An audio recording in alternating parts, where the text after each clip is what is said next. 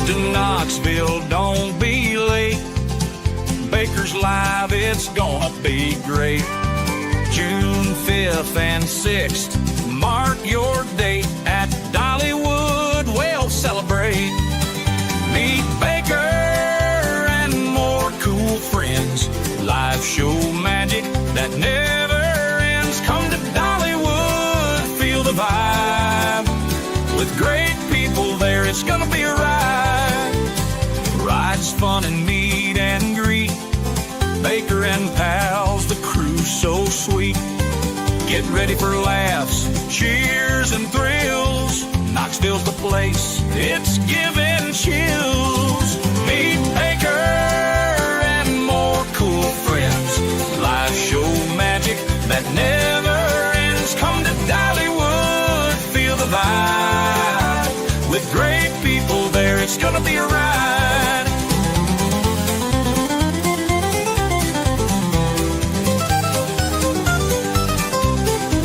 June 5th and 6th, don't miss the fun.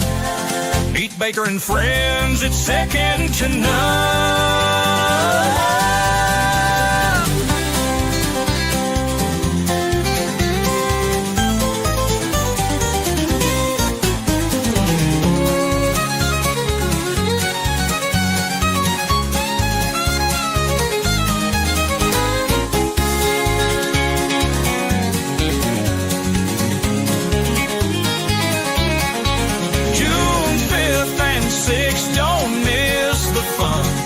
Baker and friends, it's second to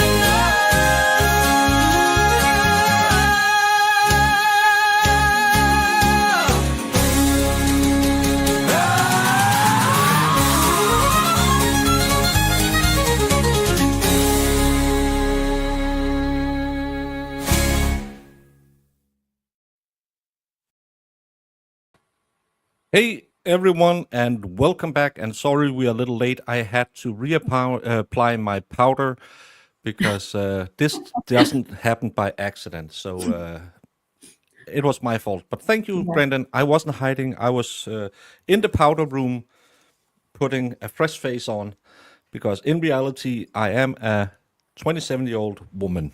I have to apply a lot of makeup to look like this. And thank you, Forrest Nelson, for being a member for 2 months. Hi, and Forrest. Welcome back, Yolie-Yo, to Thanks. talk about a case I know nothing about. Well, it's probably better that way, but it's an interesting case. I mean, I know what you said you've known, which is basically somebody went in the house and unalived 4 students. Yeah. And a knife sheath and a K-bar. And well, a vacuum cleaner. There's no K-bar. There's a knife sheath that belongs to a K-bar, but there's no K-bar knife that was ever found. Why did we then spend 6 months blaming Steve Gosney for doing it because he's missing a K-bar?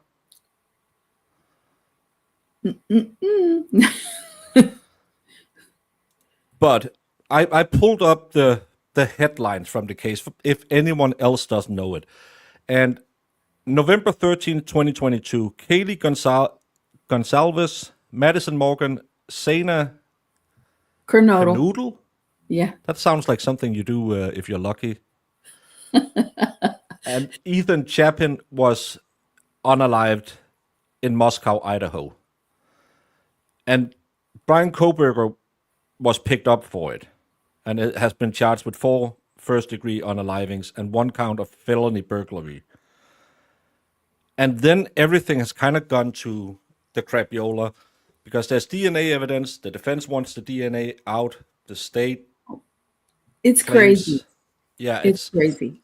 I'll just walk you through it. So on the 13th, and there was a delay in the 911 call.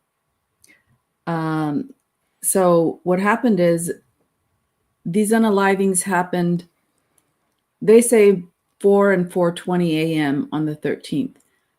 But there's still questions about that. But the 911 call didn't come until 12 noon, around 12 noon, November 13th.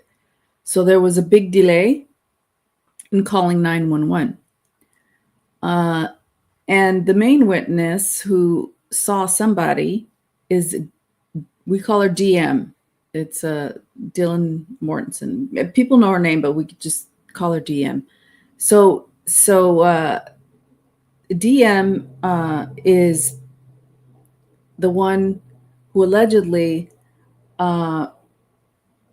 calls people over to the house when she sees what is happened. Okay. And all these fraternity and sorority people come to the house. This is before cops got there. And they are going inside the house, but it smelled really bad. So it probably took a lot to go in. And then somebody allegedly used one of the roommates' phones. We're not sure which. I think it was Dylan's phone, Dylan Mortensen's phone, and called 911. And they called it as an unconscious person. Okay. And there's some dispute as to whether the unconscious person is somebody who went in the house, freaked out, and fainted, or if the unconscious person was somebody inside the house. But according to the coroner, it was a very bloody scene. So it's all very confusing. And the front door was open when the police arrived, probably to air it out or something. I don't know. So you have that. And then when Dylan is asked her about her statement, what she saw, she was interviewed 3 different times. She said she saw, she heard some noises and came up to her door and opened her bedroom door. And the house is 3 levels. So she was, first they said she was on the first level where her room was. And then somehow later it turned out that she was actually on the 2nd floor bedroom, which is the same level as Zaina and Ethan Chapin.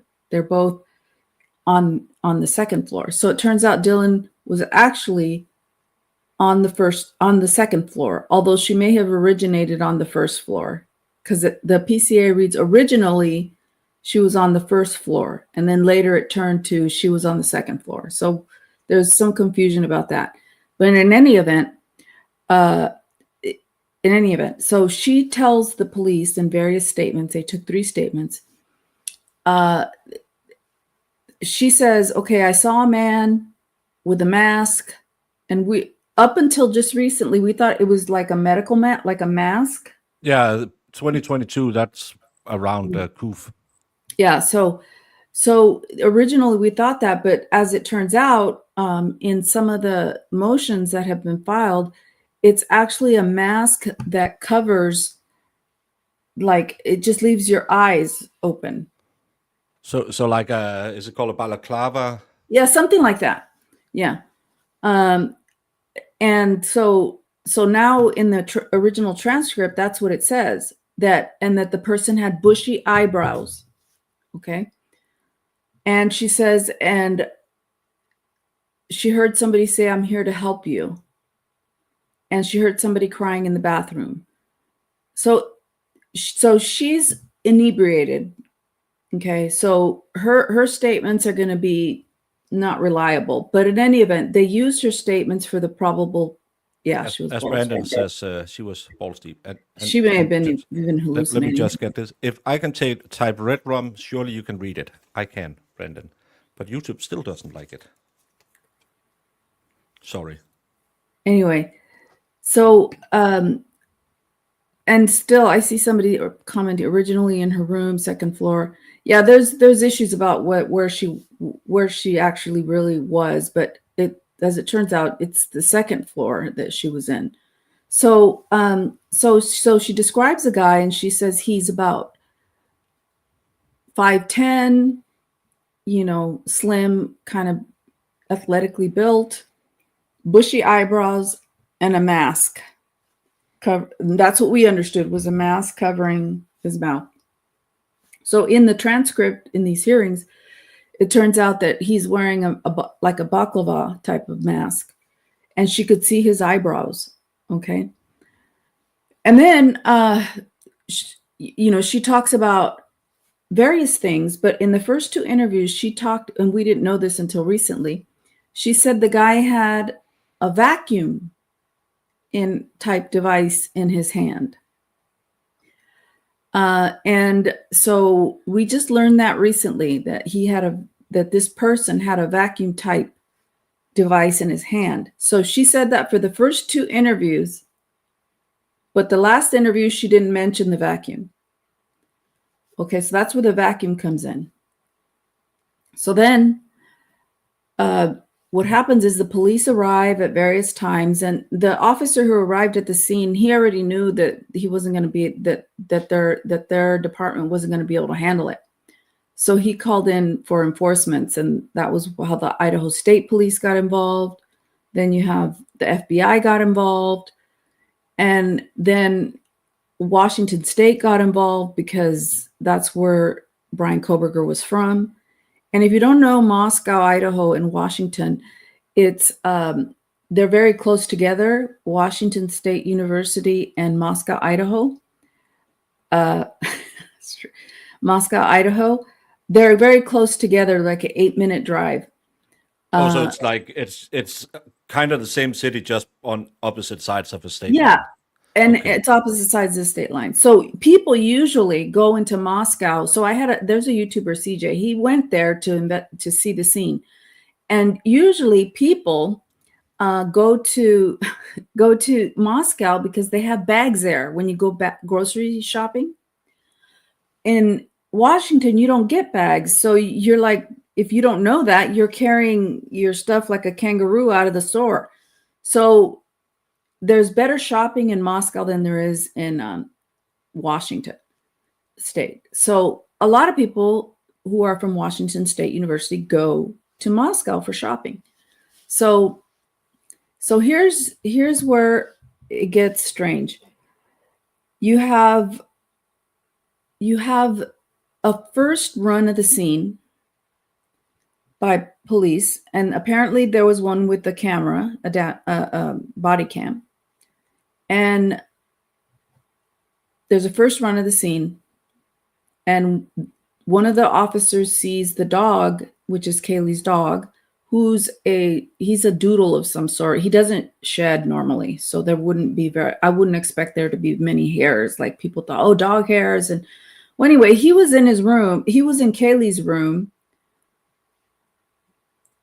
or Kaylee's former room, if you believe she wasn't living there. There's a question about that too, about whether she was living there. Apparently she went there over the holidays to show her Range Rover to her friend Maddie.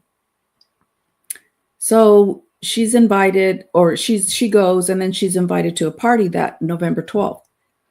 So the dog, when they come into the scene after they call 911 and it's in the afternoon, the dog is in a room. And at first we learned that the door was closed. The dog was in a closed room, right? But later, in various statements, we learned that the dog was sitting in the room, and the door to the bedroom was open, and he had no blood on him. Was she in the room as well? No, she was in Maddie's room. So the way they were found, and I was just going to go through. Sorry. The way they were found was there was a first run where they described where they saw the bodies. And then there's a second look around with the main investigator, who's Brett Payne.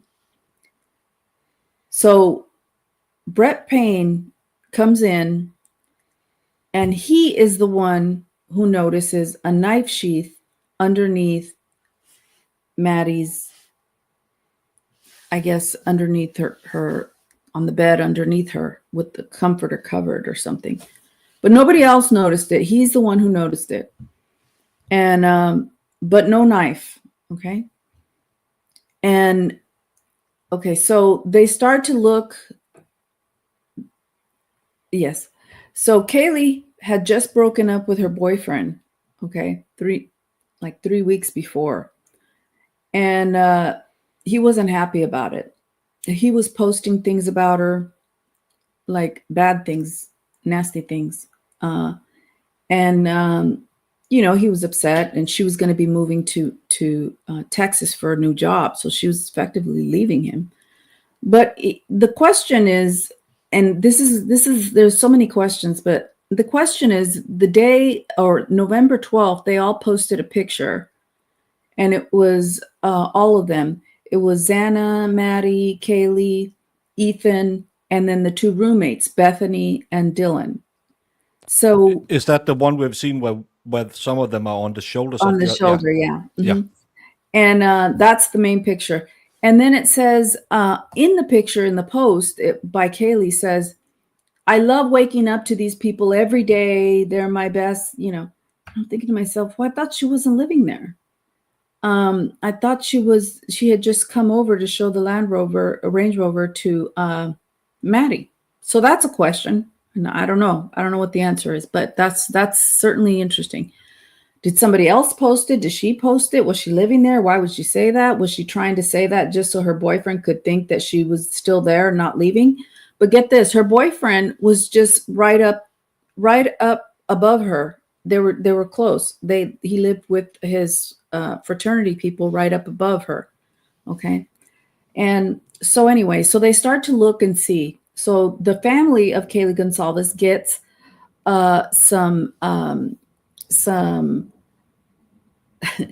some video from the grub truck. So these girls were at the corner club that Saturday going into Sunday. So they have video of them at the corner club, and they're talking, okay, to people. And Jack, her ex-boyfriend, Kaylee's ex-boyfriend, is there. So they're talking. Meanwhile, and this is the story of the two Jacks, the two Hunters, because all these names intertwine. So Jack D, who is Kaylee's boyfriend, is at the corner club, and they're talking to him. There's also another guy named Adam that's there, who's a bartender. Anyway, so they leave the corner club that night around 1 o'clock, whatever, and they walk to the grub truck. And then meanwhile, there is a camera that catches them as they're walking to the grub truck.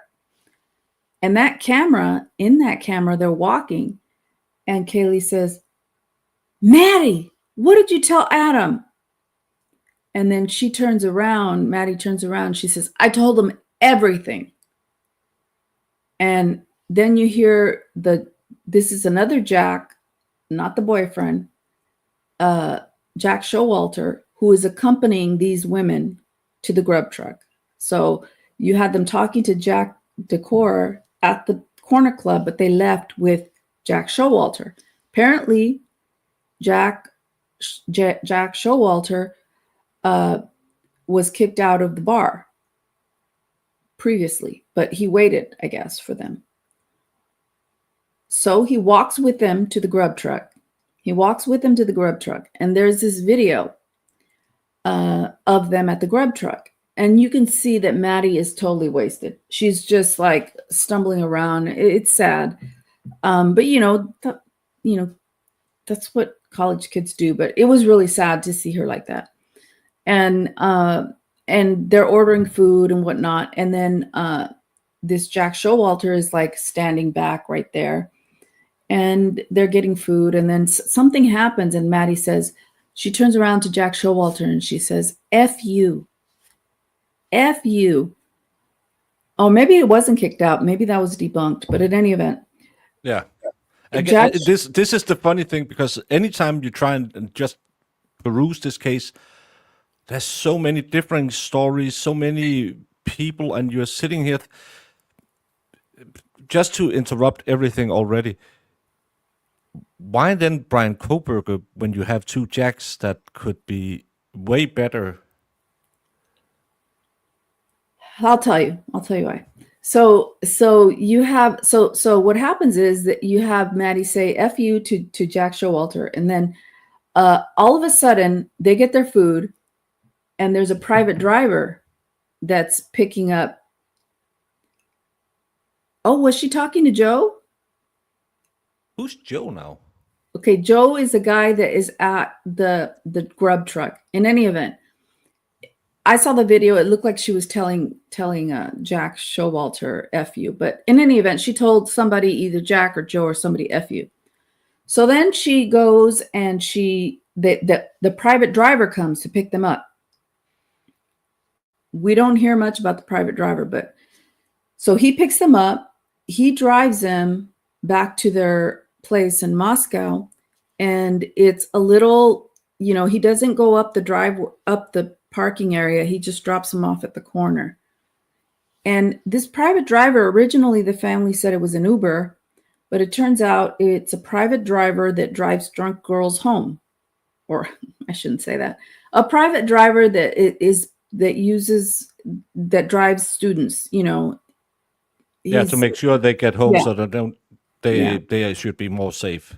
Right. But the family had originally said, the family had originally said it was an Uber, but then they changed it to private driver. And then I think the family may have said that he was a friend of the family. I don't know.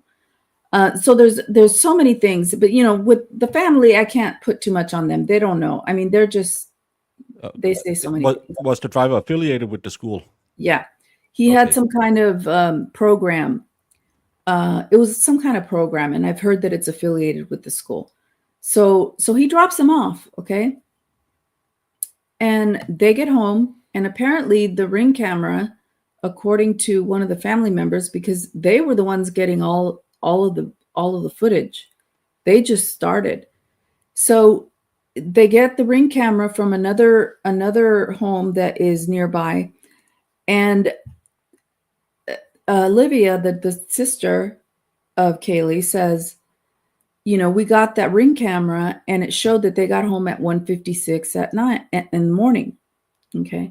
So according to Dylan, everybody was home by 2 a.m. So, the driver may have been affiliated with the school or affiliated with an independent driver program. But in any event, the purpose was for students, to transport students. Yeah, to make sure everyone comes home if they're out drunk and they don't have money to a cab or an Uber or whatever. Yeah. Which I think, because we actually have had a big problem with the young ladies having very bad thing happen to them in cabs.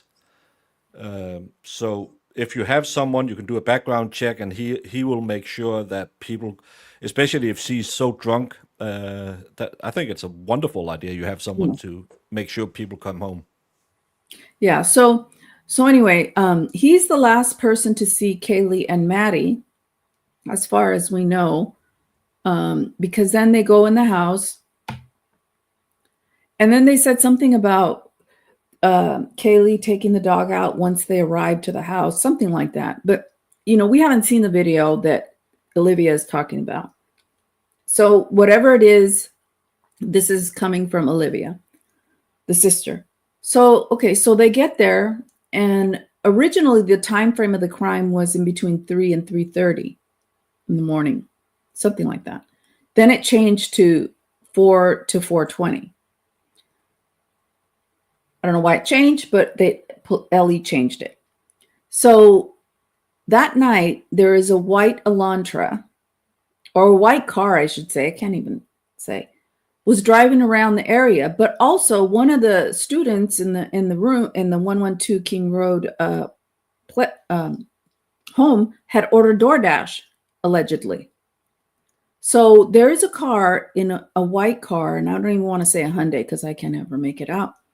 But it was driving around at like 3, 4, and okay, you can't get a license plate. There's no license plate. They never ever found a car, a white Hyundai Elantra with Bryan Kohberger's license plate on it. The only thing they found was a white car that didn't have a front license plate. Yeah, it was allegedly Xana that ordered the DoorDash. So the DoorDash driver comes at 4. This is what doesn't make sense. The DoorDash driver comes at 4 a.m., allegedly. Then the unalivings happen in between 4 and 4:20. So either this DoorDash driver missed the unaliver or something happened there. That doesn't make sense. Did Also, someone pick up the DoorDash, or do they just leave that outside? I never we don't ordered know. DoorDash. Oh, We you have don't no know? idea. No. I have no idea. So then what happens is this white car is driving around, and there's also a bunch of stuff going on in one of the streets near there called Linda Lane.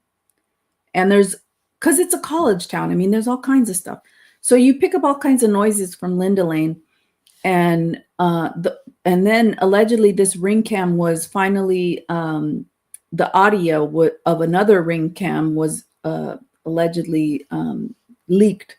But I don't know how true it is. I don't know. And it sounds horrible. It sounds people yelling. And you can listen to it, but I don't know what's true and what isn't with regard to that audio, because there's a lot of people who manipulate things. So anyway, so now nobody hears anything. Neighbors don't hear anything. So you have a neighbor walking a dog in the morning. They see the door open to the house, like at 8 in the morning. And yet 911 isn't called until 12. It's possible that they did adjust the time, but we don't know. But at the same time, at 4 a.m., they have Bryan Kohberger's car going a different way. So either he was committing the crime or he was driving away. So it's one of those where they really want to push the time back to 3:30 so he can be in his car around 4 driving away from the scene. Well, it's the opposite. It's weird. It's very confusing. I tell you, it's very confusing. And this is what got me interested in this case, is because the PCA is a mess. Okay, the PCA is just a mess. It has errors. So they went back and they tracked his movements with his phone. And allegedly he had been out driving around. Well, he had touched the tower that also services the house where the students were. That's BS. 12 times before the unalivings. So in between August and November, he touched that tower 12 times that also services the house. But this guy went out there, CJ. He's like, this tower serves everything. I mean, you could go over there and anybody can touch that tower.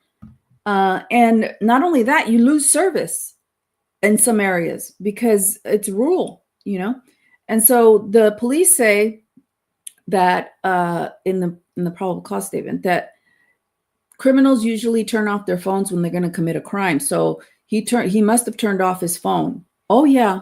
Uh-huh. And but we always hear that, oh, you are pinging off that tower. That's why we know you were doing the crime.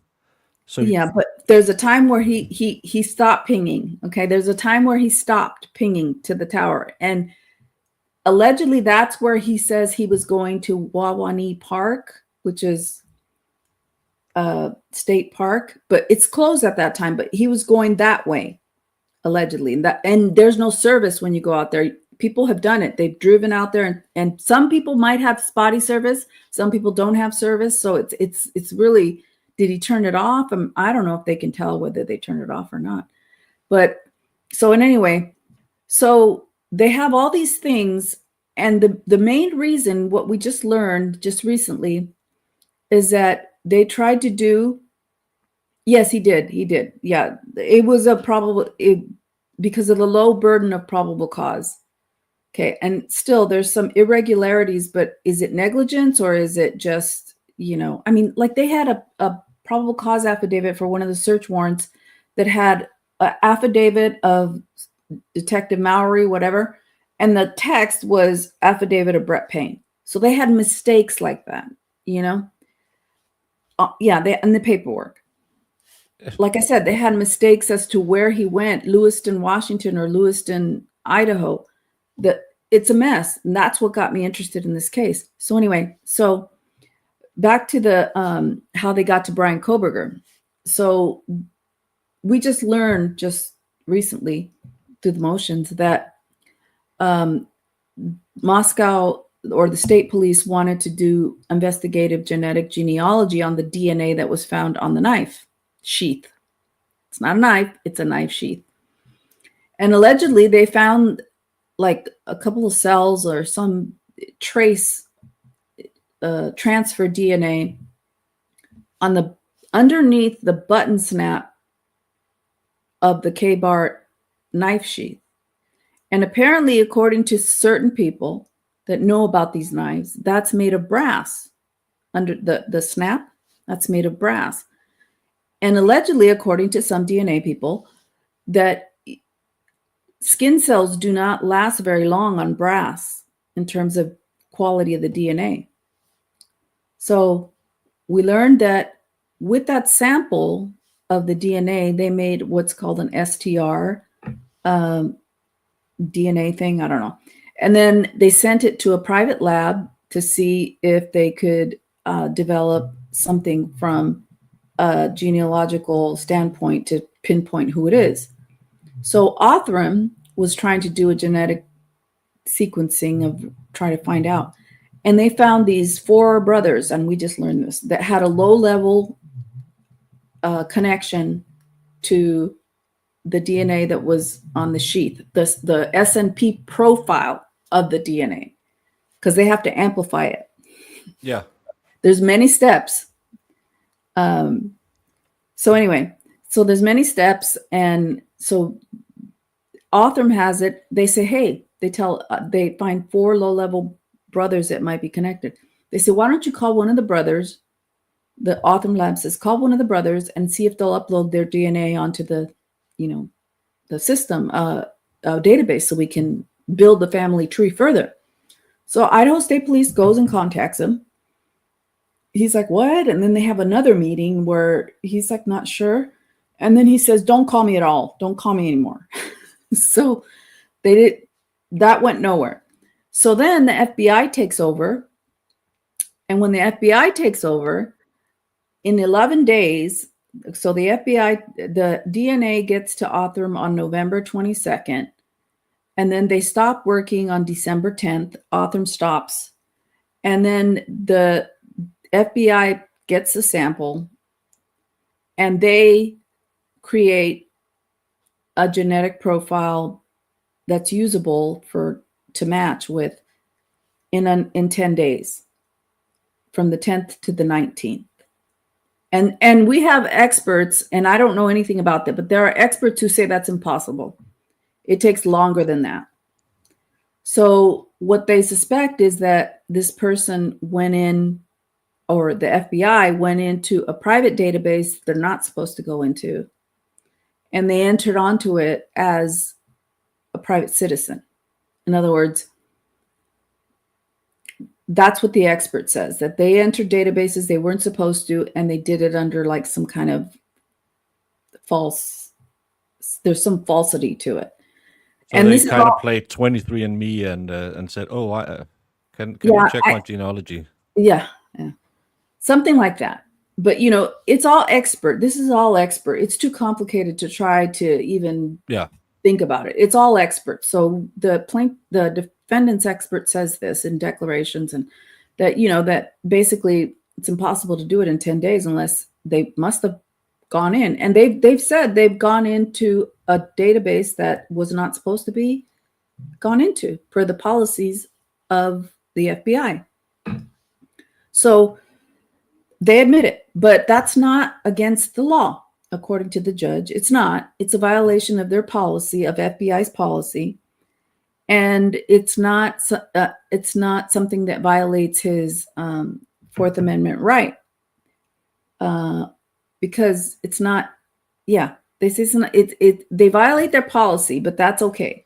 And it's kind of like this. It's kind of the way that I see. So if they had a policy, you can't search a house, and they did it, well, they were breaking that, but that search and seizure Fourth Amendment, no, it has nothing to do with that because it's just a policy. The judge have made some weird rulings. Well, the judge ruled, and I'll tell you, the judge ruled that Bryan Kohberger did not have a privacy right in DNA that was uploaded by his family members. Okay, that he did not have standing or a privacy right. And he did not have a privacy right on the DNA that was on the button snap, because he left his DNA on that sheath. Well, that sheath is movable. This isn't something that was found on the body of the person, or, like under the nails of, like we heard that crazy case where the guy unalived the woman because she was abusing the kids. She had DNA under her nails. Yeah, yeah, and again, this wasn't at the body, on the body. There was no clear indication this had done. Again, it could have been anything. It could have been someone who lived in that room 5 years ago and never. Yeah, never cleaned it. We don't know. And that button snap could have. Maybe at some point there was a gun and knife show or something, and maybe he touched it. I don't know. Maybe it was a friend of his and he opened it. I don't know. But I think they're challenging the fact that whether that's even his DNA or not on the button, the button, and that's because it degrades. So there's a lady, nice lady, Audrey's DNA podcast. She's very interested in this, and she says, she's not an expert though, but she says, look, it had to have happened en route to the lab because the transfer wouldn't last that long. Transfer DNA on brass it would degrade. It wouldn't be testable. But that's just somebody who's very interested in DNA, and we haven't heard from the experts, but we plan to hear from the experts, and I think that may be one of the ways they're challenging it. So there's that. So then what happens is on December 19th, Brett Payne gets a call from the FBI saying, hey, we did this family tree. Here's a tip. We think it's this guy, Bryan Kohberger, because that's where, And so, my thinking, I think I would just go and ask Bryan Kohberger, hey, talk to him and say, hey, can you give us a DNA sample? Right? Yeah. No. Instead, there's this huge operation where he goes to Pennsylvania, not because he's fleeing justice, but it's because he goes for the Christmas holiday. Yeah, he goes home to his family for Christmas. Yeah. There's nothing. And so this guy's been stopped 4 times by the cops from August to December. So keep that in mind. He gets stopped 2 times in Indiana one was a state trooper and one was I think a local person, a local officer. They don't give him a ticket. They just talk to him and say, you were driving too close to the car.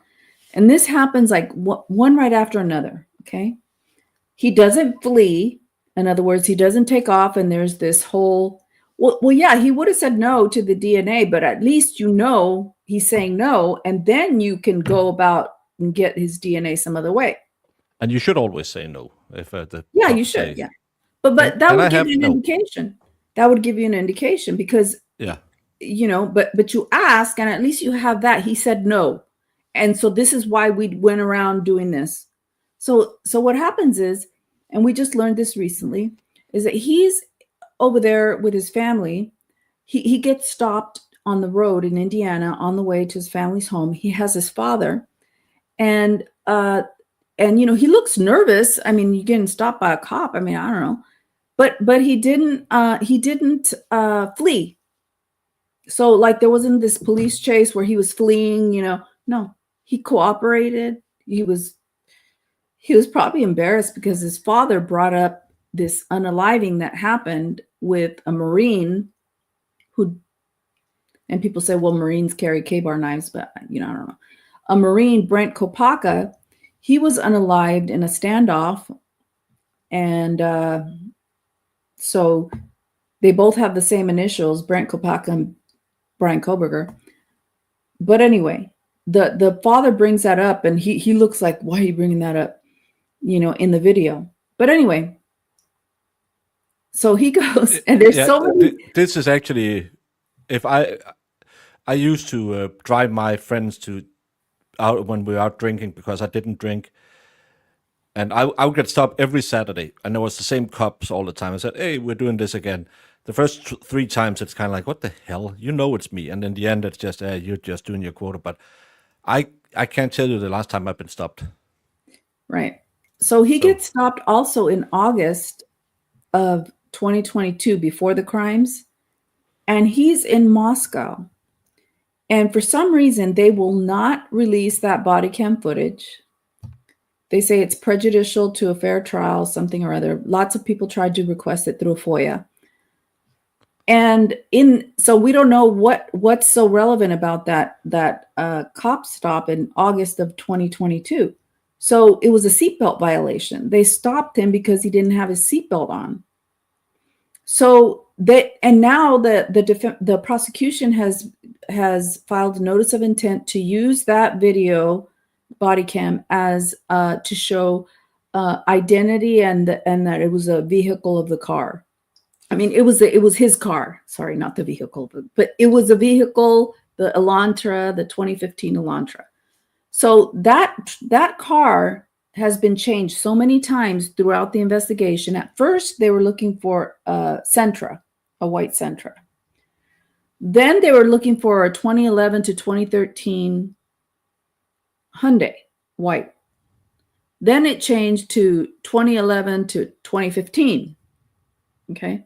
And so the timeline is very important because on December 19th, Brett Payne learned for the first time Bryan Kohberger's name, and he learned it because the FBI told him we have a hit. There's a possible source, and his name is Bryan Kohberger. So that December 19th is the first time he heard it.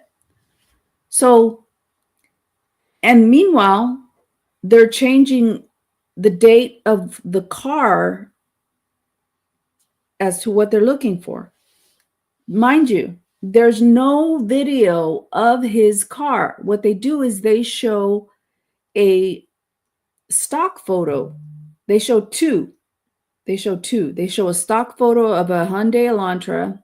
I don't even know what year it is at this point. And then they show another one that has a sunroof. It's like, which is it? And so before they closed in on Bryan Kohberger on December 29th, there was a Hyundai Elantra that was crashed in Oregon. Okay. And it was the weirdest thing. It crashed and somebody towed it to the side of the road and left it there. And so they thought, oh my God, this is a Hyundai Elantra. This is it. And no, it wasn't it, apparently.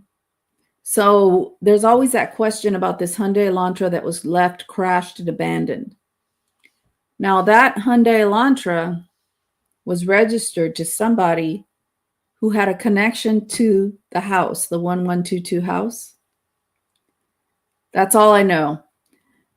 Whether that means anything or not, I have no idea. I asked John to give me, she's going to give me the bite-sized version. Everything's going to be fine.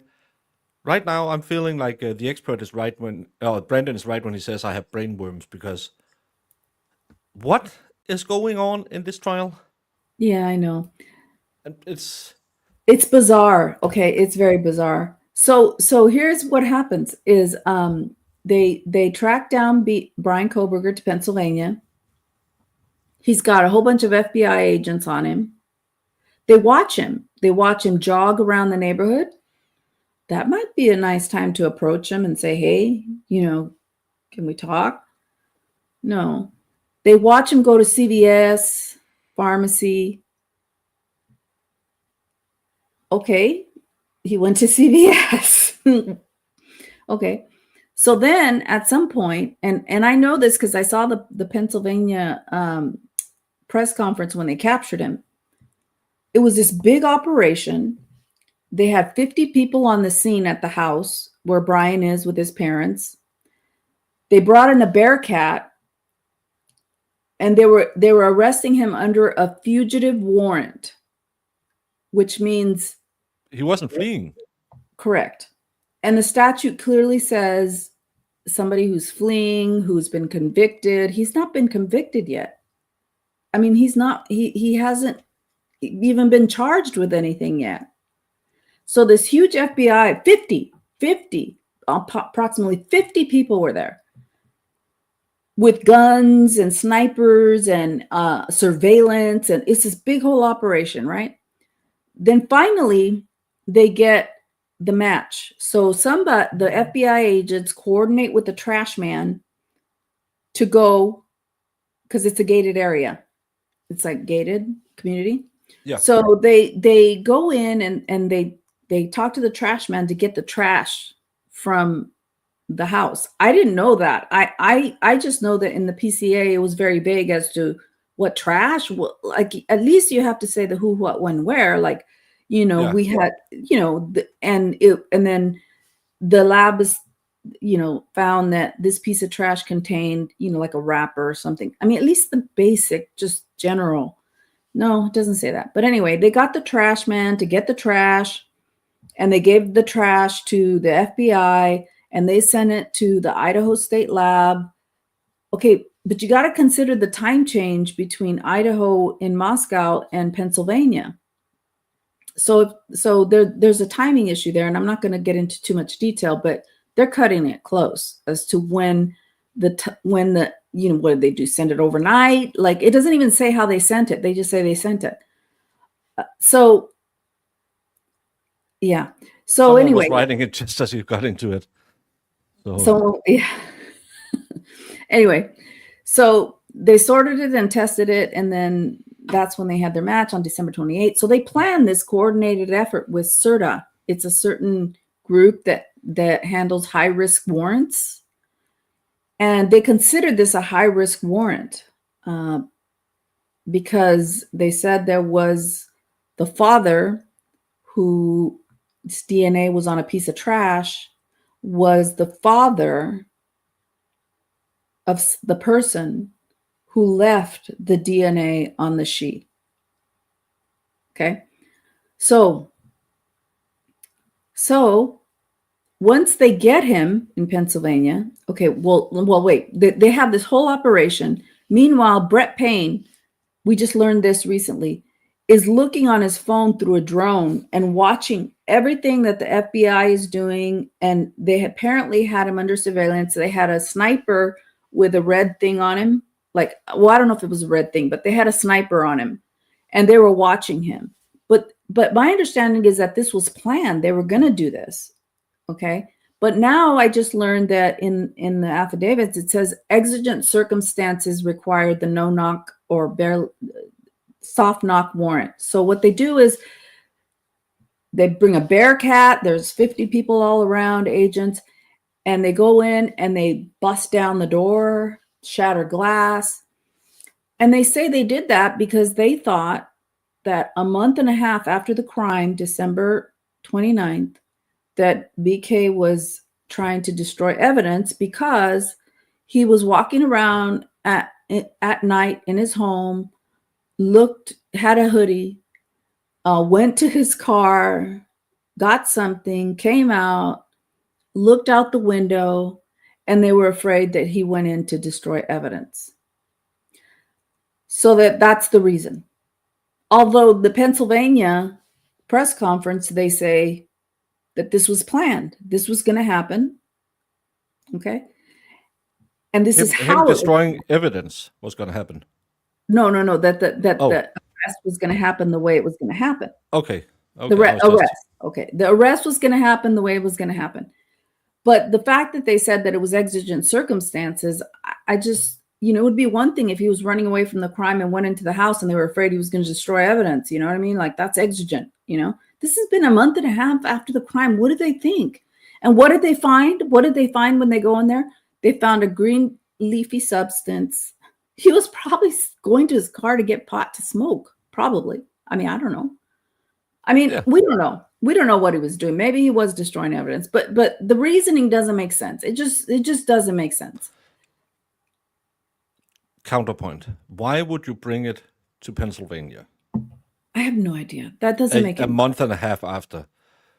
Why didn't you, when you went to that national park, just chuck it in a river out there, because then it's gone? And I just can't. How can they get that match? It was in one day from the trash, from the DNA from the trash. They took it. They found a profile in the trash, and it lined up with the profile they had of the murder. Right. That's exceptionally fast Right. that they did that.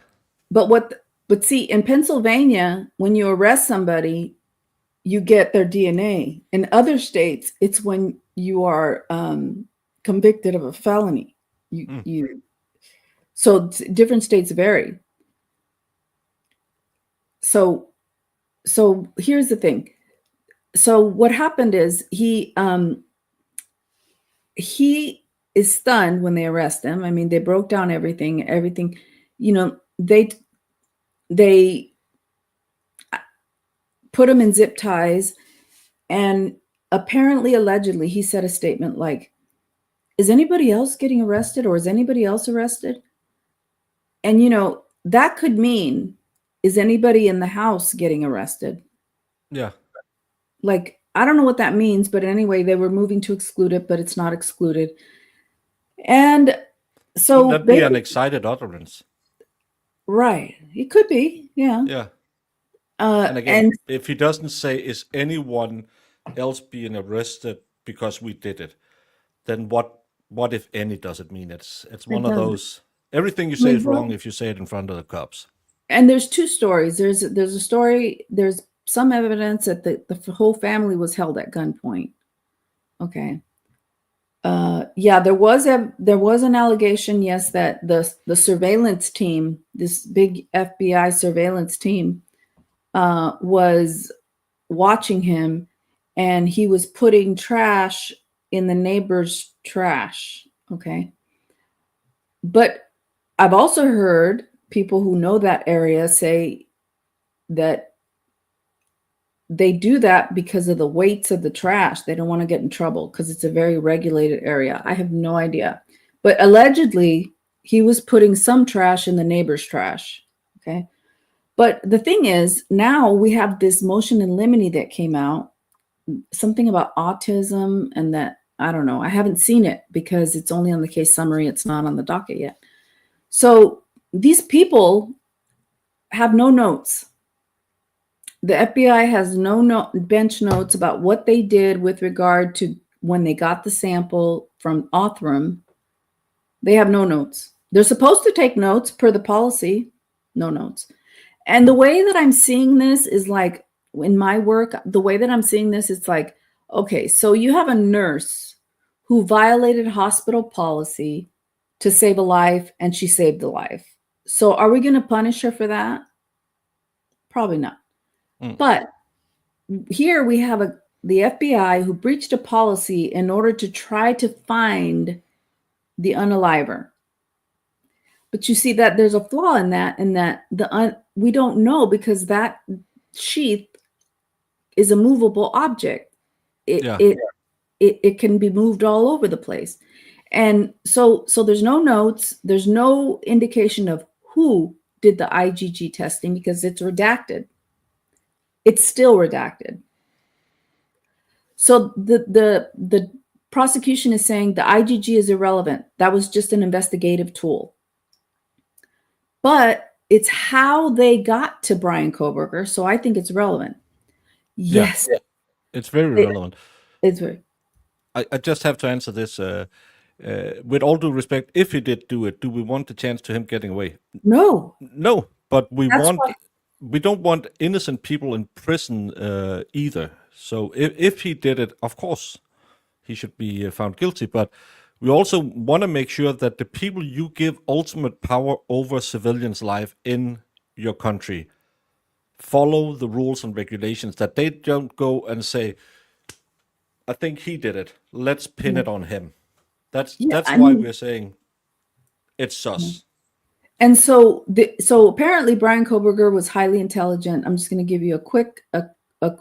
Okay, what is the link between BK and the victim? So far, nothing. No, someone was saying he was like an incel and these ladies, but again, he had no connection to them. So why should he actually be after these ladies? And it's a college town. There is how many hundreds of young ladies.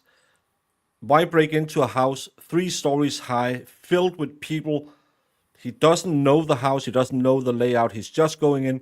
He could probably do better in a park. Yeah.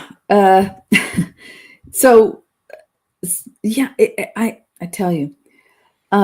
So what gets weirder is that they searched his car and they didn't find anything. They didn't find anything like cleaning agents that he would have used to clean his car.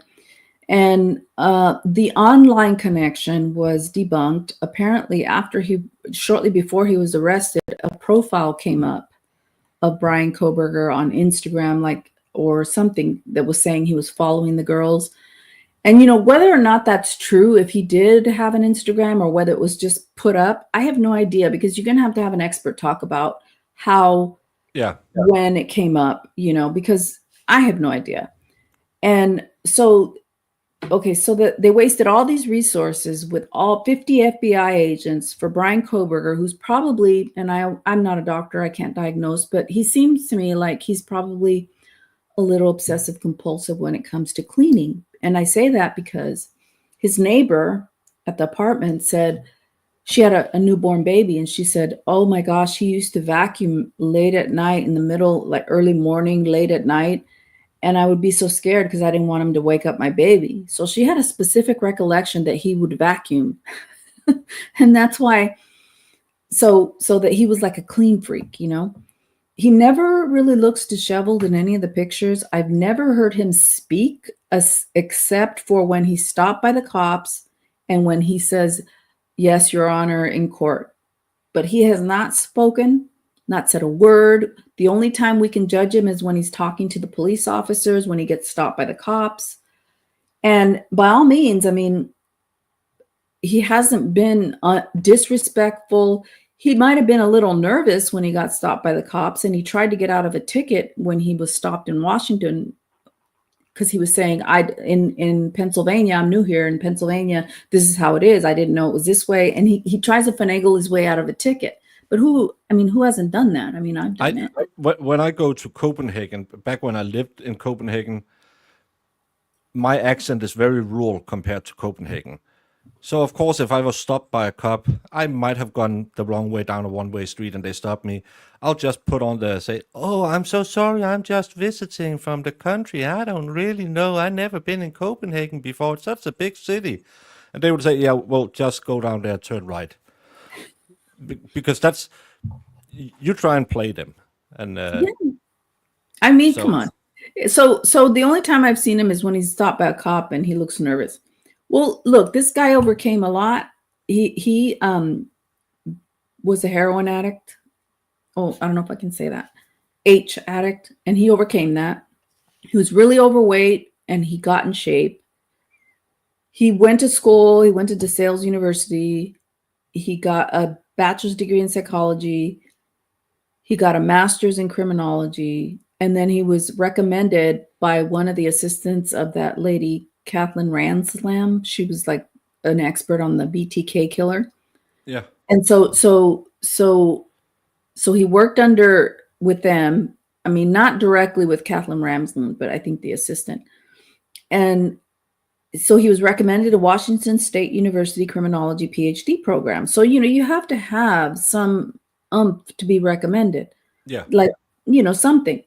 So he's been through a lot, but now the kicker is that we just learned, we knew there were 3 DNA sample or 3 people's DNA left at the scene of the crime or near the scene of the crime that are unknown. They're unknown DNA. We don't know who they're from. Okay, so 2 were in the house and 1 was on a glove outside. Okay. So the original thing is they had a hearing about the IgG and the DNA, and the defense brought up the 3 unknown DNAs where they tested. How come we don't have it? What's going on with that? And the prosecutor represented that, it wasn't tested, or it wasn't eligible to upload in CODIS, that DNA index. It wasn't eligible. But I don't know what that means, and it never was clarified. So in these recent hearings, it turns out there was blood on a handrail of an unknown person, unknown male. There was blood on a glove that was from an unknown male. So they had to have tested it if they know that it's a male. I mean, Yeah, and they would have to at least try and include or exclude Bryan if they had his profile. Why wouldn't they develop profiles from the rest of the blood? And again, if the brass thing with the DNA is correct, a handrail, a glove would probably be better mediums to keep DNA in. blood as opposed to skin cells. I mean, it's Yeah. so that came out. So all the media was talking about that. Could Bryan Kohberger get off? There's the other DNA blood that wasn't investigated. And so anyway, it was just really, really crazy. Sarah, it's a listening after graduation. It was yesterday. She had exams. Oh my God, who's Sarah? I don't know. She knows you apparently. Okay, hi Sarah.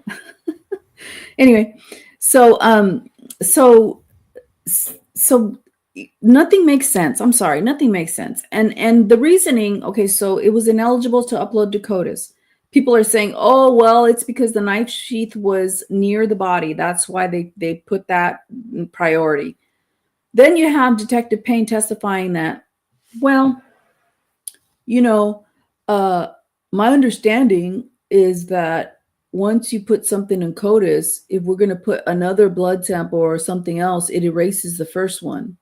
So we thought we'd wait to do the blood in case we needed to. Do you think you might need to? I mean, come on. But that doesn't make sense. There's a transcript where he says that. But that doesn't make sense because you would just lock it under a new number. If the Kohberger sample is 11, you'll put it in as 12, and then you'll run it in CODIS. Yeah. Okay, good. See, I don't know these things. You have multiple samples and multiple cases. I had a case 2 weeks ago where they found that's a little older, but they found some DNA on a 14-year-old girl. Not a fun case. And then they found 2 sets. And both of them were checked because one of them sadly was the father of her boyfriend. But you run 2 samples to figure out who the heck has been anywhere near that area. It's bizarre. And the transcript reads very clearly that his understanding was that it gets replaced, and they didn't want to do that. And so here we are. You have, and it's weird because the way it's phrased, it says that there's a blood that was going from the second floor to the first floor. They don't say first floor to the second floor, or why even say that? I mean, it's bizarre. It says you would say it ran from the second floor to the first floor. Going from the first floor, it has a bigger pool and then drips up the stairs or something like that. It was on the handrail though, so it could have. Still, you would have an indication it was going up. Oh, right. There you go. So this was going from the second floor to the first floor.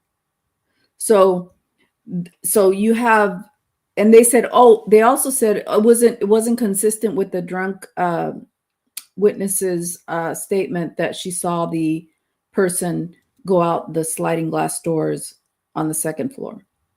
So that's why they also didn't consider it. No, you know what? There's something so wrong. Um, and there's something wrong with this case, and I don't get it. I mean, even that Luigi Mangione guy, when they found him in McDonald's, they didn't make a big scene. They just went there. Yeah. This was in Pennsylvania. They just went there and they did this. This was a whole huge operation. And honestly, the FBI was investigating Bryan Kohberger for federal stalking, and that came out in one of these hearings where he said, because she was asking him about the defense was asking him about an email where he was CC'd on, and it was to an FBI agent, and it was about the car, something about the car. And she said, why? So what was this about? And he said, or it was about the Google warrant. Sorry.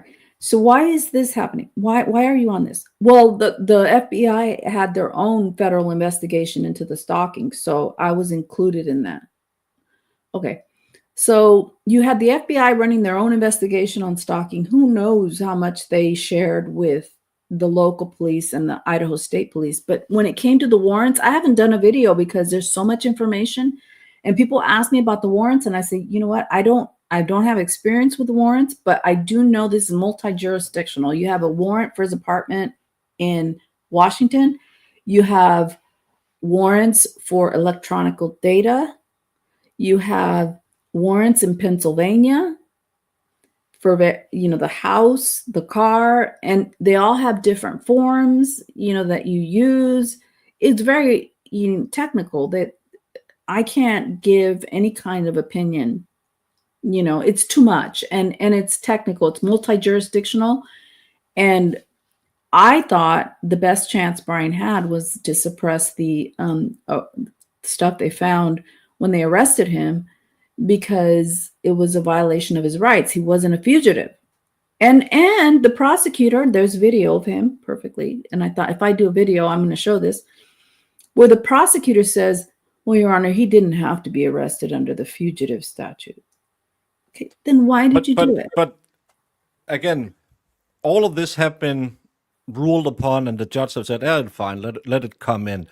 Is there any... Had the defense team talked about any defense strategy? He wasn't there. He was somewhere else. Do we have what his defense potentially could be? Yeah. So there's an alibi, and the poor judge from Latah County, because the venue was changed to Ada County. But the judge in Latah County was overwhelmed. This case was too much for him. He even said it when he changed venue, that he didn't want to be the judge, that it could go to Ada County because it was too much. So there was a notice of intent to produce an alibi, and they wanted information on it. And basically what his habit was, because there's such a thing as habit evidence. And I don't know if habit evidence, I think it can be a basis for an alibi in Idaho. I'm not 100% sure, but based on what I saw, depending on what the habit evidence is, it could be a basis for an alibi, depending. So his thing is that he would take late drives at night. Okay, that was his pattern. He couldn't sleep, so he would take late drives at night. And so he also was into stargazing. So there is some support for that, and that, at one point he locked his bike was locked into a state park in Pennsylvania because he was out there looking at stars, and they locked the place. He couldn't get his bike out. So he called the police and said, I need to get my bike out. So there's evidence that he's out there at night, and he's looking out there, in the woods.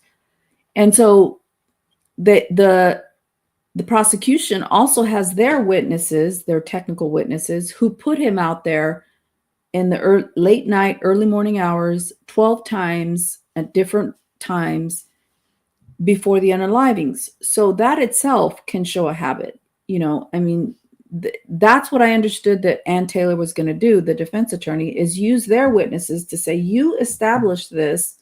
They couldn't establish stalking because that's what they were trying to do. But you are the ones who established his habit. You have him driving around 12 times, crossing Moscow and Pullman, Washington, in the late night, early wee hours.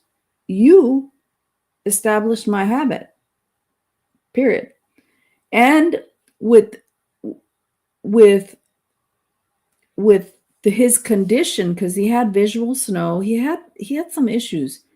And now we have this motion in limine regarding his autism, but I think it's I don't know what it is. And people are asking me, I have to read the document. I don't know. It just says motion in limine rate autism and medical records or something. And oh yeah, the other thing is that the president of Idaho University, Scott Green, that house, that 1122 house, Yeah. that's allegedly his childhood home. Yeah, and it's been bulldozed. And I this is like in the Karen Reed case where they dropped all the original files, so there's no metadata. But trust me, bro, our copies are 100% okay. This is exactly the same thing. You can't trust that. But I'll just have to say that I always look at cases like, how would a jury see him? I don't think I like to take midnight strolls and stargaze. It's probably not the best defense unless they can. I don't know how. But jurors will. Yeah, I don't think his alibi is going to fly per se. But let's say, for instance, this is all speculation, that his autism it causes him to have routines. Yeah. You know, and so his routine was that he needed to go out and drive at night.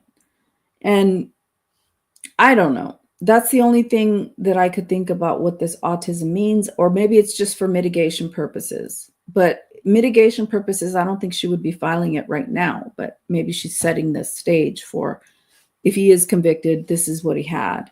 And then allegedly there is some statute that says the death penalty can apply to somebody who's autistic or something like that. But these are all just kind of things that are roaming around that I haven't had a chance to. Yeah, and that's the big problem in this case, because as we can see, some people in chat have heard something and you have heard another thing. And if we Google, we hear 45 different things.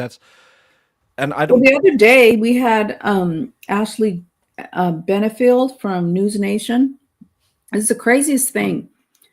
Craziest thing is she says, oh, but they're talking about CODIS and this and that. And her guest is saying, well, they have to use their discretion about CODIS and what's cool. I didn't understand that at all. But she says, oh, but the DNA, the various trace DNA skin cells that could be put there by touching it at some point outside of the house. But see, that's not credible because it would have degraded. But anyway, so she says, but the DNA on the knife sheath, that's the murder weapon. So, and then the judge says, and then the guest says, yeah. I'm like, the knife sheath is not the murder weapon. I'm pretty sure you can't stab someone with a knife sheath. No, unless it's very old and this is strong. What gets, and if you're not listening closely, it kind of gives you the impression that, oh, they found DNA on the knife. Like, it's sort of like subliminally, and people still to this day think he's toast because the murder weapon has his DNA. Yeah, that's what I heard. I heard they found a K-bar with his DNA on it. And then I heard about the knife sheath and that it was potential trace DNA. And especially now, I know the expert is probably already down again from his pixie stick, so he needed to go take a nap. But I'll bet you he has more K-bar sheets in his house than there is in the entire state of Idaho. And I might have had one of them in my hands when I was visiting him the last time. It's such a weak point. Again, if it was drenched in blood and they found it magically, they found that little piece up under the hatch, that, oh, finally. But it's just laying in a room. And I just want to say, Pixie, they can impound the house. If it's a crime scene, they could just tell them, no, you're not touching that. They don't have to buy it. They'll just put an order on it, then you can't touch it. That's why they can impound your car. They can do whatever they want if they believe it's been used in a crime. So he couldn't. Well, he was allowed to because he was given the right to bulldoze it. But you never see that. Even in the Well, the lowliest school- crack oh, den, they'll keep It them. was the owner of the house after the crime donated that property to the school, to the university. No, that's And what they're- I'm saying. They Yeah. didn't, but that's I think it's unheard of that they are not preserving a crime scene. It is. At- It's strange. It's really, really strange because, again, we have this case, we have the Idaho, we have this case, and then we have the Delphi case, and then we have the Karen Reed case, we have the Sandra Birchmore. There's so many trials right now where evidence It's kind of, yeah, it's very, very strange. And it's the craziest case. They buried the stuff from the house because people were wanting to take souvenirs from. It's not like it's the bad guy from the Second World War's grave, because Yeah. So basically, you have a bunch of people in that area who could be better suspects, but allegedly they were ruled out. I'm wrong 95% of the time. Oh, And, but the last 5% I'm very wrong. But listen to this also too. On the date that Kohberger was going to get arrested, Chief Fry started to get people in there to clean the house, and the defense had to put a stop to it. They were just going to clean the house. Mm-hmm. UNCH sharing a mind. Yes, that's what happened. They stopped it. So either Chief Fry doesn't know what's going on because the FBI and Pennsylvania State Police are arresting Bryan Kohberger. Either Chief Fry doesn't know that, or something is fishy. The other thing, when have you ever seen the chief of police driving a U-Haul truck into the house before a suspect is caught and taking out the belongings of the victims to give back to the family? They would be preserved in case you could find more evidence, or at least Oh no, he came up with a big Okay, so he came up with a big U-Haul van, the chief of police. Okay, mind you, and so they go in, and one of the bags that they were carrying had like a Vans shoe. yeah. And one of the allegations in the PCA is that there was a shoe print near Dylan DM's room, a latent shoe print of Vans, size 13, that was in the front of Dylan's room. Yeah, that's true. Chris McDonough found it. So there's a lot of questions in this case. Yeah, and again, I don't have a side in this case. I just wanted you on, and as we talked about when we set this up, let's look at it as objectively as possible, because there's a lot of rabbit holes on the internet we could go down with.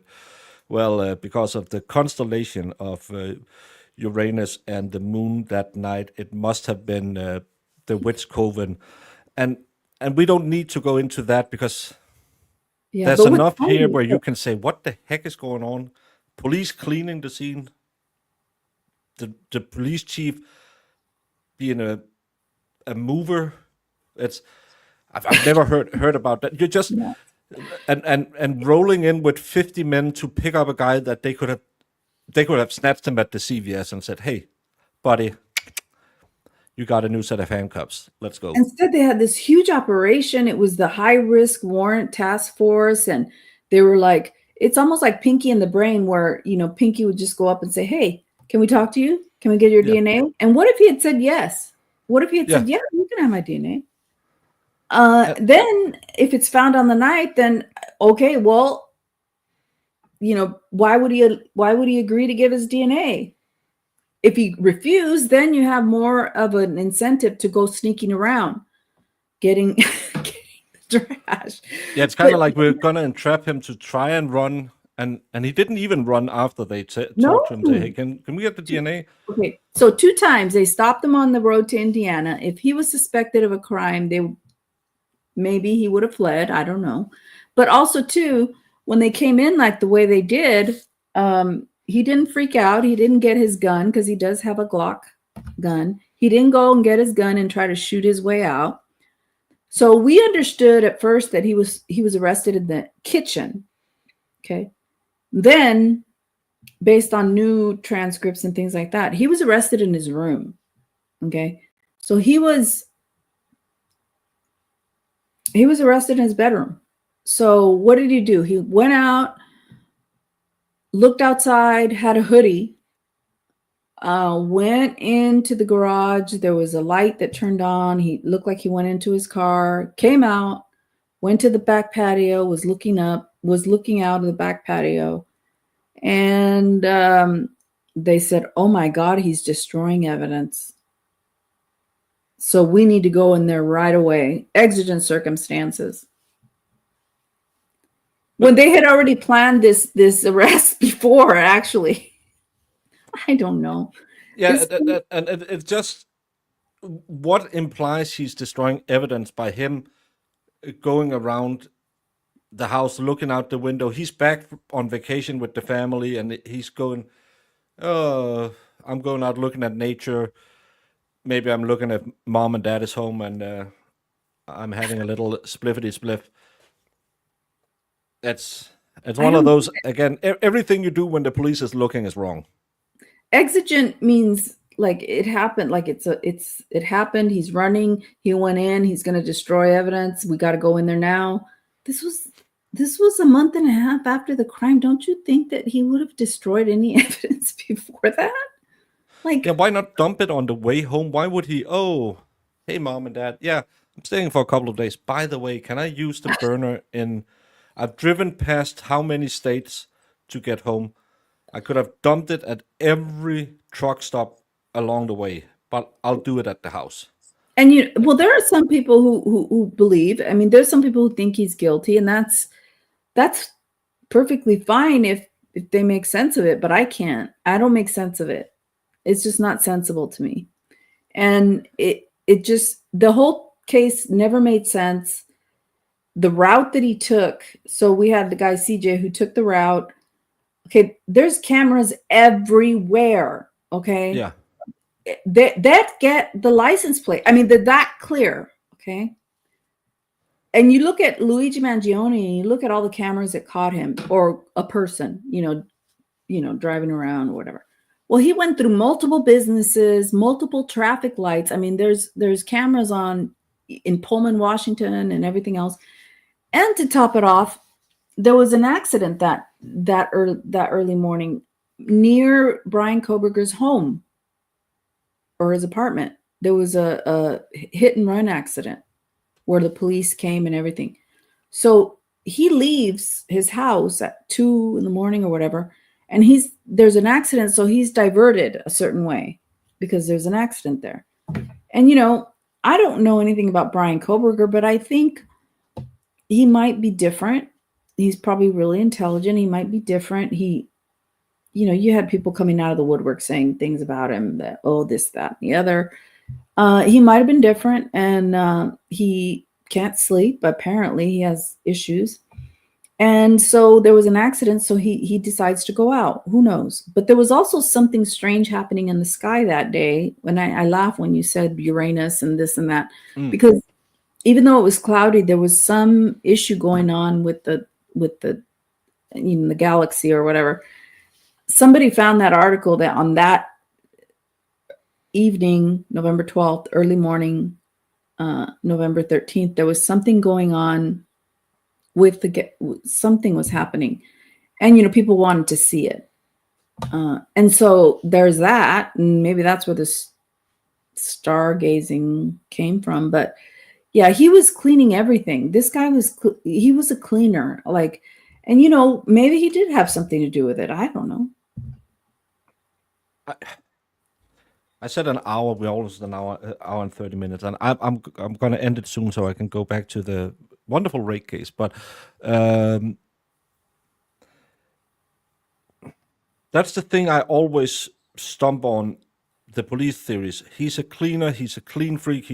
Everything is meticulous. He leaves his sheet at the scene, but carries out his vacuum cleaner. Where's the knife? So he's keeping the knife unsheathed in one hand, his vacuum cleaner in the other hand, and just forgets his sheath. And then also too, he's a allegedly he's a stickler. He's a vegan. He's a stickler about cleanliness. And his aunt, and we don't know how credible this is, but it is his aunt who says that he would want the pans. He didn't want pans that had been in touch with meat. So she would have to buy a new pan for him. Okay, that's how weird being weird. I mean, I'm weird. Like and a lot of people are weird. They can relate to him. And so, he was that type of guy. So you want me to believe that this guy is going to go in there and do the messiest crime ever and get BLOOD on him, fluids on him, and allegedly the crime was brutal. I mean, Kaylee was basically, things were like removed from her, like not removed, but she was just gutted basically. Yeah, and her face was not recognizable. So she did have some blunt force trauma. So you expect me to believe this guy who is germ freak is going to go over there and do this? It just I would think he would, if he was going to do it, he would be like doing it with like far away, like with the, a pew or, Of course, a repressed individual can erupt in rage, and they can also be very good unalivers, and they can be a lot of things. It's just we're discussing what we have heard so far. We are not claiming that it wasn't him, that it was him.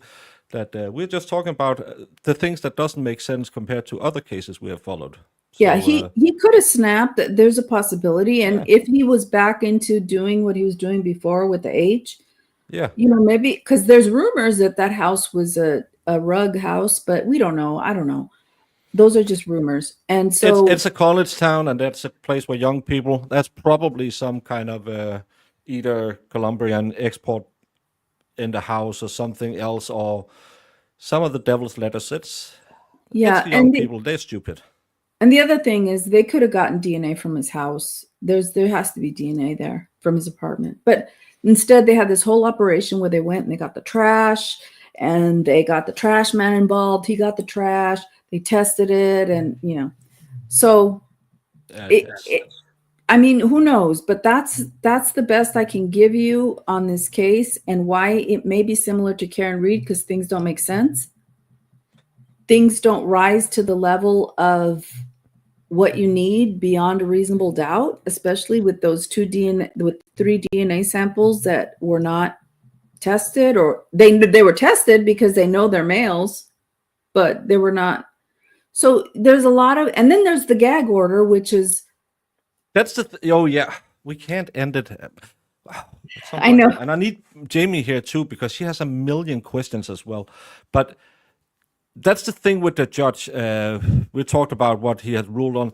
There's so many media gag orders put in this case that it's not even sure it's going to be televised. Right. So initially the defense and the prosecution agreed that it would be gagged, it would be sealed. The judge agreed. And then there was issues about the camera, whether there was going to be a camera in the courtroom, and the judge said yes, then he said no, then he said yes, and then he took control of his courtroom and he put a camera where only, it could be streamed from. And then he got a YouTube channel so that it could be streamed to the YouTube channel. So now we have Hippler, who I thought was going to be more open, but he might be open to some things he's letting out, but other things it's just sealed. I've heard about that guy. He wasn't really open. Or is his name just very close to the painter from Germany? Yeah. Well, he had a closed mind. I'll just say it. He's more of the judges that I'm used to, whereas the other one, I don't know what I would have done. There was a small town. judge handling all kinds of things. So he was overwhelmed.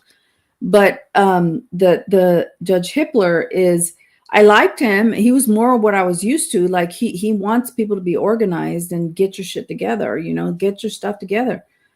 Because the defense was a mess. They had exhibits all over the place. And if you look at Karen Reed's trial, they had a notebook. They had everything tabbed and, not in the Bryan Kohberger case, unfortunately.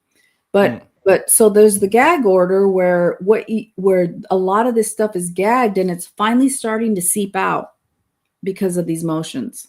There's no way it can't. Like when they had that closed hearing on evidence that people were testifying about the IGG, and then we had an open argument. It's like the attorneys were put in a place where they couldn't argue fully because some of those facts are sealed. And then the judge decided to make the transcript public, so that kind of helped. But it's sealed, and it's just like, why? They don't even want the families in there. I hate it when even if it's the cleanest of clean cases, the second you say no, we're closing the door, all the rumors start rolling. So and that's what happens. That is what's causing Bryan Kohberger to have speculation, and so they wanted to change venue because all the YouTubers, everybody's speculating. Well, guess what? Yeah. You know why? Because there's a gag order. Yeah, that's it's why. the same. We just had the motion to dismiss drop in Karen Reed today, and it's redacted. Yeah, I can read all the black bars some way. You can read in some way else, and because we sell clicks and views. So if I can imply something in a thumbnail, I get 5,000 more views than you do. That is going to grift. And people will do a lot of grifting and make up a lot of stories. And I think sunshine is the best disinfectant. Well, maybe rubbing alcohol, but after that, sunshine. Well, and yeah. I want to say thank you, because every time we just, there's more things I want to ask you, but we have to look at doing it again. And yes, Brandon, we will go back to the rake because you love that case, and you're really interested in when Google searches happened and how, if any way, they figured out what Google searches was going on. I've never seen a trial like this one that is trying to get a new trial.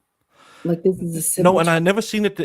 It's not a defense team. I have to tell myself, I never seen a team of lawyers so bipolar. Yesterday they were doing great. Today, it's like they never tried a case before. Yeah, interesting. Because yesterday we had the best witness ever. He was this case, Jimmy, and we were laughing. I'm Jimmy. How y'all doing? And he was just like this guy. And then today they can't even figure out what is a browser. God. Definition of a browser, please. Yeah. No, it's so anyway, I'm going to be watching this one because I'm leaving today to San Francisco later today. So I'm not working so much. So I'll watch this trial with the corn rake. But anyway, the Bryan Kohberger case is fascinating because it has like IgG DNA, regular DNA, because when they got his DNA in Pennsylvania, they compared it to the knife sheet, and that's how they're saying it was a match. So they got his DNA, they compared it to the knife sheet, match. So that they say IgG is irrelevant. That's all irrelevant. But the IgG was what made them look at him to begin with. Exactly. And we have that on a transcript. It's in a transcript. Evidence. It's somebody who's under oath who said it. So anyway, you have the IgG, you have the cell phone triangulation, the CAS report, you have various things on the other electronic devices of the two roommates that were not unalived. There's a lot of electronic evidence that isn't available to us now. And you never know. I always say there might be something that in there that actually shows that, BK was the person, but we don't know. I mean, I have to see the motions. There's so many, and people ask me about them, and I said I have to read them. I don't know. Yeah. And you have people like Nancy Grace just spouting out based on the case summary and not reading anything, saying, "Oh, he's going to use autism as a defense." I don't know if that's true. Can Anyway. you tell me why that lady? I don't know what she makes a year, but she is worse than almost any crime tuber out here, and she's being upheld as one of the best true crime reporters. I've seen better coverage by some Indian guy sleeping on his mattress with a trial running in the background. Then her takes are horrible. And she is always pro-state. Yeah, because she was a prosecutor. But there's no, and she doesn't want to hear it. Whenever anybody starts talking about stuff, she doesn't want to hear it. She just doesn't want to hear it. No, she's like a Caffey Daffy in the Karen Reed case. They'll just block you and then keep saying. Doesn't want to hear it. So that's why we try to talk with everyone and try to not close our minds and just say, well, he's clearly innocent or he's clearly guilty, because we don't know. We're just looking at things that makes us go, interesting. Yeah, and that's what's interesting about this case. And you know, but if somebody were to ask me, if based on what you saw now, would you think there was reasonable doubt? And I would probably say yes. But I don't know what's sealed. And every day we learn something that we didn't know before, and there we are. Yeah, that's why I say. And we will never know, because in the end, it's the jury who gets to decide it. And they are always right, as I always say. And then people start yelling at me and saying, no, they're not. Yeah. Well, they get to determine what is right. Yeah, that's why I rely on the testimony, because that's under oath. That's actual evidence. It's not something that an attorney says. It's not something. But yeah, all the documents, I mean, it's overwhelming, but that's gone now. I mean, the probable cause, she wasn't able to get anything thrown out based on probable cause and a violation of his Fourth Amendment rights. So, you know, there we are. And we don't even know if these gals, if they come to testify at the trial, the two surviving roommates, they might plead the fifth and you won't hear shit from them. Yeah, and Yaha, just to sign us off, because we like to go out on a bang, most criminal defendants are guilty. And that's the mindset that puts a lot of innocent people in prison, because people forget it's the burden of the state to prove guilt beyond a reasonable doubt. Please follow the link to Yolie-Yo-Law, I'll always say it wrong, channel. She doesn't do lives, but she do videos, and she's a wonderful guest on my channel, the Experts channel, goes around on a few other channels as well. So you can catch her. Always a pleasure talking to you.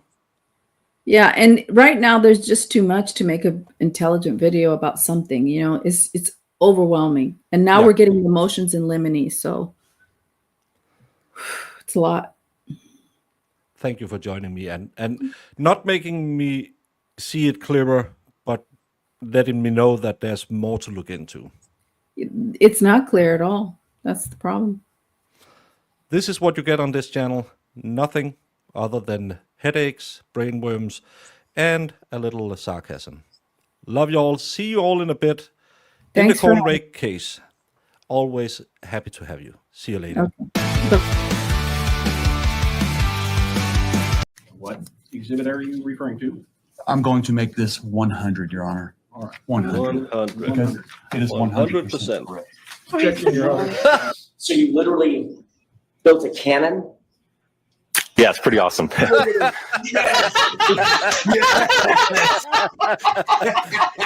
right, I'm in love. Go back. Please do that again. Oh, that was the cutest thing I've ever seen. While I'm waiting for this, did you, whether it's true or not, believe that Mr. Randolph had slept with your wife? I wouldn't care. You wouldn't have cared? No, Did you believe he had slept with your wife? no, Did you believe he slept with your mother-in-law? probably did. Everybody has. So there- Everybody has.